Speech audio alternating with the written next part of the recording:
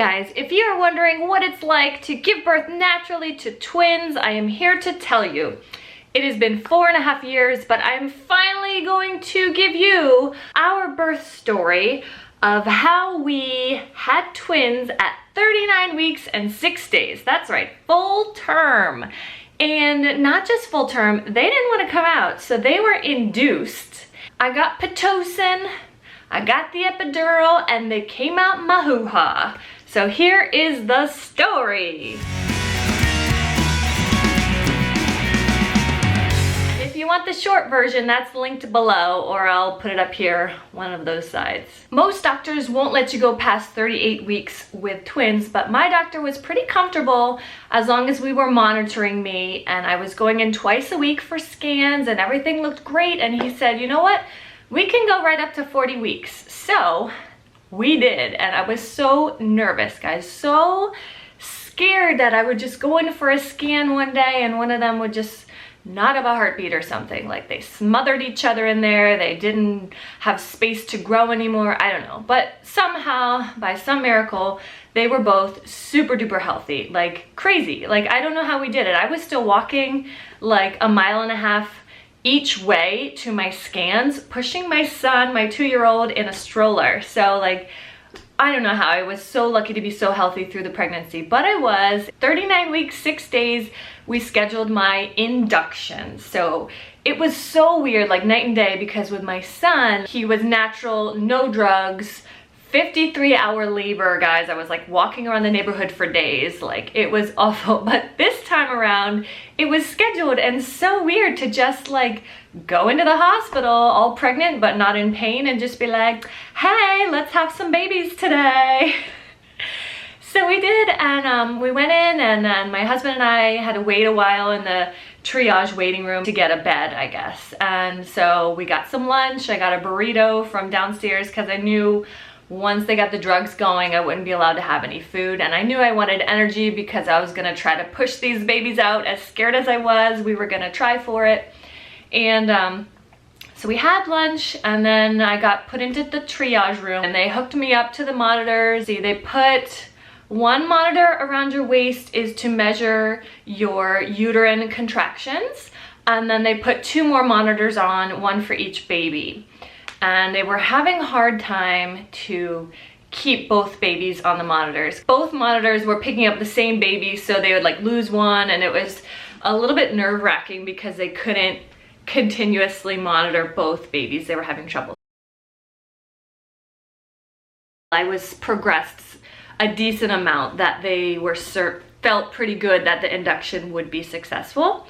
And all they did was hooked me up to an IV and sent me to the labor and delivery room, which in the case of twins is just the labor room, because for twins you're required to give birth in the OR, which is super duper weird, even for vaginal delivery. It's something about you have to have so many people in there that they won't fit in a regular room, and also the risk of needing an emergency C-section for one or both babies is higher, so they just want you in there ready to roll. Anyway, so I went to the labor room and they got me hooked up to the pitocin, and it took a couple hours for that to kick in. So I was just like chilling, watching Friends on TV. My husband was working in the corner on his computer. It was just so bizarre. I was on Facebook, like live updating to everybody about how it was going and what's happening. And really ironic, a Friends episode came on that was Monica's surrogate was giving birth to twins, but she didn't even know they were twins until the second one was coming out, and they were like, oh, here's the second baby, and she's like, what? Anyway, I kind of took it as a sign. It was a cool thing to have come up on the TV while we were laboring, but pretty soon that pitocin started to kick in, and they also went in and ruptured my membranes, which will trigger your body to start contracting as well, or it could, and in my case it did. So the pitocin and my body both kicked in, and it was vicious, guys, because that pitocin really cranks things up, and with regular contractions you have more of a break between them. These were just like so intense and so close together, and I was laboring that way, insanely painful, like throwing up, shaking, just unbearably painful. And Our midwife was so amazing. She kept coming in and giving me back rubs and helping my husband try to figure out how to do like warm compressions on my back and how to do the puke bags for me and stuff. But I was hooked up to so many things at that point. I couldn't really walk around like with my first child when I didn't have a wire on me at all and I just walked and walked and walked. But I actually prefer to just be in one place.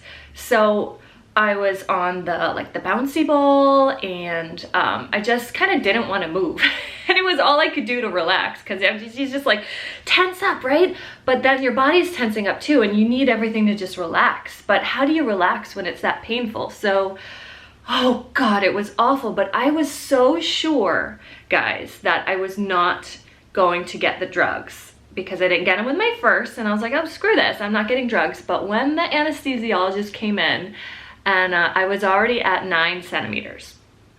And the anesthesiologist came in and he's like, it's now or never because I have to go into another like C-section or something. So he's like, do you want an epidural? And I like, my head spun around like The Exorcist and I was like, and my midwife was like, are you sure? And I'm like, but guys, that was my first and only time getting an epidural and it is awful. And it's not the pain of getting stuck in the spine with a needle. It is the fact that you have to stay in this like hunched over position. You're like basically like hugging a pillow, going through these insanely, I was transitioning and the contractions with the, I think they had taken the pitocin off at this point because my body had just kicked in completely. But the contractions were so bad and you have to just not move because if you move, I mean like what's gonna happen to that needle that they're trying to jab in there? So, oh my God, it was awful, but got through it and within a few minutes you start to feel everything just washing away. And it was like, this is what science is. And you know, you hear so many horror stories of epidural not working or it only numbs you like half your body or you have headaches or backaches for weeks or it, you know, stalls your labor or puts the baby in distress, all these fears. But mine pretty much was textbook. It was perfect. I could feel, but there wasn't pain anymore. It was just kind of like a pressure when the contractions, like an intense pressure. It wasn't comfortable, but it wasn't painful anymore. And we were just joking and relaxing. And pretty soon my doctor came in and he's like, you're 10 centimeters. You feel the urge to push? And I was like, no. And so he's like, I'll give you another hour and then we'll go from there. And so he came back in after an hour and I still didn't have the urge to push. So I was like, and so he's like, you know what, let's just try, let's give me a good push, let's see what happens. And I did, and he's like, well, you're a superstar, rock star, let's go do this, let's have some babies. And I was surprised. I guess I kind of knew how to bear down and push, even though I couldn't really feel the urge. And if you know what I'm talking about, the urge, it's like, it's almost when you have to go poop really bad and your body just kind of takes over and you like can't not push. And so that's the urge I'm talking about. And usually when you're having a baby and you're ready to push, like you feel the urge and it's just like, you see the movies and they're like, don't push. And they're like, I have to. And it's like, it's really intense. But anyway, so I didn't have that with the twins because of the epidural probably. But basically, you know, he was looking down there or feeling or whatever when I tried to push and decided that I could do a decent job. So they wheeled us on down to the OR, which was bizarre. I had to have, you know, the hat thing on and my husband was all in scrubs. And we get to the OR and they put you on this like flat, horrible table that just is not conducive to giving birth really. It's really weird. It's all the bright lights of the OR. It's very sterile and not nice feeling, but at the same time, it's just like, who the hell cares? I don't even have pants on and there's like a bunch of people standing around and I just didn't even care. And you're warned as a twin parent that there's gonna be a bunch of people in there, like at least 6, because you're talking, you have your anesthesiologist for the mom, you have the OB, and maybe a nurse or a midwife, which I had a midwife and an OB, both came with me. You have a pediatrician for each baby, I think. But I also remember when I was laboring in the other room, a med student came in and made me feel kind of cool because he's like, Miss Tomoyasu, I just want to ask your permission. I would love to be able to watch the delivery. Would you mind? And I was just like, oh, sure. Little did I know this little med student was going to be holding one of my legs as I pushed my girls out. And I was also really scared of the double whammy, which is you have the first comes out and something goes wrong and they have to cut the second one out, and then you're recovering from both of those procedures. That was my biggest fear, actually. So I'm in there and they turn the pitocin. I think they turned it up a little bit to help things get going again. And the doctor's just like, you know, let's push. Next contraction, we'll watch the monitors to know when the contraction is, and I could feel it anyway, so they were like, then push. And what's cool is my midwife, who was there the whole labor for us, she was actually off shift, but she asked if she could stay and deliver the babies herself. And so our OB was there just to kind of guide her and be there in the background. But my midwife actually delivered them, which was really cool. The first baby, baby A, who is the furthest down, she took about 15 minutes to push out, I believe. And it wasn't painful at all. We were joking. I remember joking with the OB, and we were joking about how long it would take me to push them out, and I was thinking over an hour, and he was like, oh, way less. And we joked, and we made a bet one of us would buy the loser the sushi dinner, and he ended up winning because the babies were born so super duper fast. I just couldn't believe it. My son, I was pushing for 2 hours, guys, 2 hours. No medication too. But the girls, the baby A came out in about 15 minutes of pushing, and it's not pushing the whole time, you know, you're pushing just during the contractions. So, you know, you'd push for like 2 minutes maybe, and then you'd have like a 2-3 minute break, and then 2 minutes of pushing. So it goes on like that. And then finally she came out, and I wanted to delay the cord clamping, but he said we couldn't because he had to focus on the next baby, whatever. So they gave her to me to hold for a minute, and that was Emmy, was our baby A. We just knew the first one to come out would be Emmy because that was the name we picked out for the first baby. We didn't know if it was gonna be a boy or a girl. So if it was a boy, it was gonna be Kenzo, and if it was a girl, it was gonna be Emmy. So that was a boy and it was Kenzo. So we knew Emmy would be the first one out this time. And so that was Emmy, and I was holding her, and meanwhile the doctor was down below, he kind of held baby B, Mia, in my belly and kind of guided her down, because sometimes that second baby likes to do some somersaults in all that free space they suddenly have, and then they end up breech, or something goes wrong, they go transverse sideways, and then they have to be cut out. We didn't want that to happen, and Dr. Pete of Gerges practice, thank goodness, was so good, and he just guided her down. And when she was down there, and he's like, why don't we push on the next contraction? And so by then they had taken Emmy over and put her in the little heated bassinet isolate thing, and I guess she was just over there maybe with the pediatrician getting checked out. I don't really know what was happening. Because me and my husband, everybody was there all like holding my legs. So then I pushed, and she was out 6 minutes after Emmy. Like, it was so fast. I think Mia only took 2 pushes, like literally like one push and then her head was out, and then the second push she just like shot out because she was a pound smaller than baby A. So she was out, boom, so fast. They gave her to me, they cleaned her up, put her on the isolate, and they, you know, did whatever they do to the mama down there, maybe some stitches, I'm not quite sure. And then they gave them both to me. And it was like this most surreal thing that you can ever imagine, that you suddenly have 2 babies on your chest. And it was like, what just happened? Like, how did this happen? We had to go to like recovery, kind of like a intermediate room. That wasn't my final destination.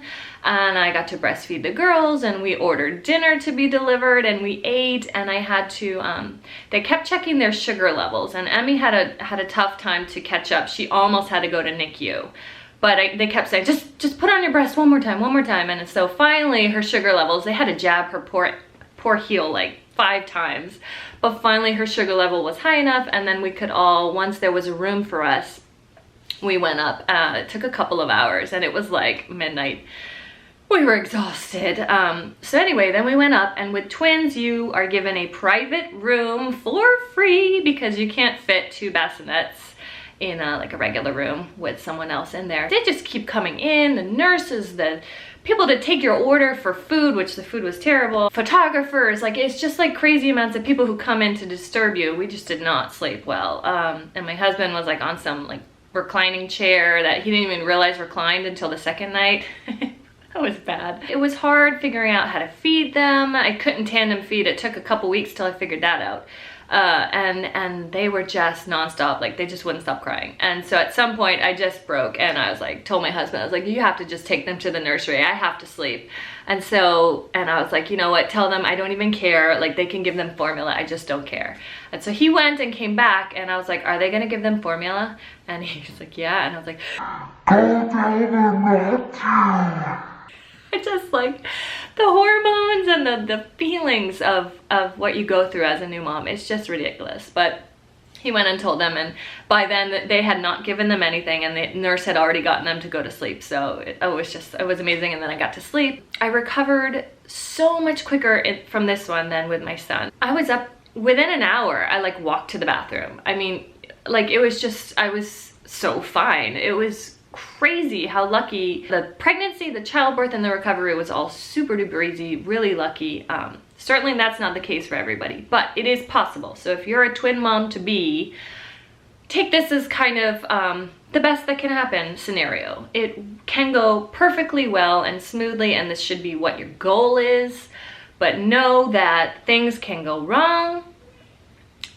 It's not always what you plan, and you have to educate yourself. Take a birth class with Twiniversity online.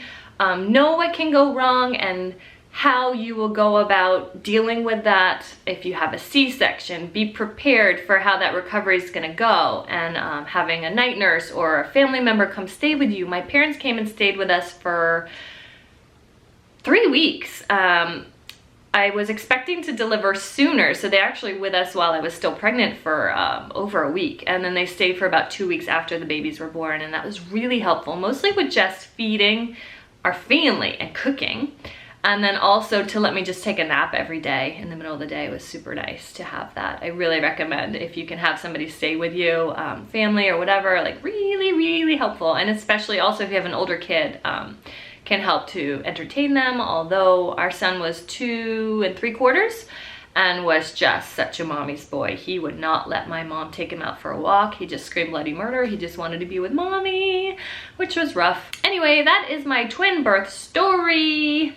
Let me know what you think. If you have any questions, I don't think you can comment here on YouTube because they took away our comments. But you can find us over on Facebook and Instagram and Twitter and Pinterest at US Japan Fam. You can find the blog, usjapanfam.com. You can email me, usjapanfam@gmail.com. Let me know if you have any questions or comments. How was your twin birth? Or are you expecting twins? Or did you just come here wondering what it's like to deliver twins? I don't know. I will link below. I also have the story of how we conceived twins, how we conceived twin girls. We used the shuttles method. I don't know if that's why we got 2 girls or not, but I did a video on that. I did a video on how we announced we were pregnant with twins. All of these are linked below, so check them out and be sure you are subscribed. We're gonna be having more videos like this. I'm also gonna do my son's birth story, which was the 53-hour unmedicated birth. So stay tuned. Bye.